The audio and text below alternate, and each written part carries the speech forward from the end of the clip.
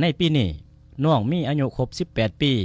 และจะได้ไปใส่สิทธิ์ปอนบัตรเป็นขังทำอิฐในชีวิตน้องมีความรู้สึกแนวใดข้าพเจ้ามีความรู้สึกตื่นเต้นและภาคภูมิใจหลายที่ได้เติบใหญ่เป็นพลเมืองเต็มตัวการปอนบัตรครั้งนี้ถือเป็นโอกาสสำคัญที่ข้าพเจ้าได้มีส่วนร่วมในการกำหนดทิศทางการพัฒนาประเทศชาติโดยมือของตนเองเป็นขังทำอิฐในฐานะน้องเป็นคนรุ่นใหม่น้องได้มีการเตรียมตัวคือแนวใดหรือว่าน้องได้ศึกษาข้อมูลเกี่ยวกับผู้สมัครแนวใดก่อนข้าพเจ้าได้ติดตามข่าวสารและศึกษาชีวประวัติรวมทั้งผลงานของผู้สมัครแต่ละท่านผ่านสื่อต่างๆข้าพเจ้าพยายามเบิ่งว่าท่านใดมีวิสัยทัศน์แทดเหมาะกับการแก้ไขปัญหาในปัจจุบันเพื่อให้การตัดสินใจของข้าพเจ้า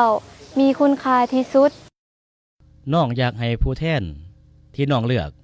เขามาช่วยสุขอยู่หรือแก้ไขปัญหาใดๆให้กับวัยหนุ่มและสังคมในนามวัยหนุ่มข้าพเจ้า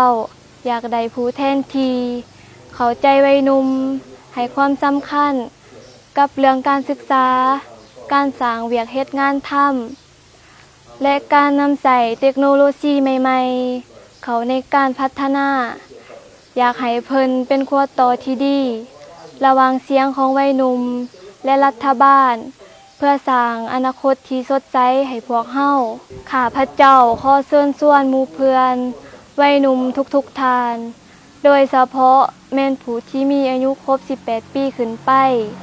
ซึ่งจะได้ใส่สิทธิ์เป็นขังทำอิฐคือกันกับข้าพเจ้าขอให้ทุกคนอย่าสละสิทธิ์ให้พร้อมเพรียงกันออกไปปอนบัตรเลือกตั้งให้หลายๆเพราะหนึ่งเสียงของวัยหนุ่มคือหนึ่งเสียงที่มีพลังในการสร้างสรรค์พัฒนาบ้านเมืองและแขวงอัตตปือของพวกเขาให้รุ่งเรืองศรีวิไล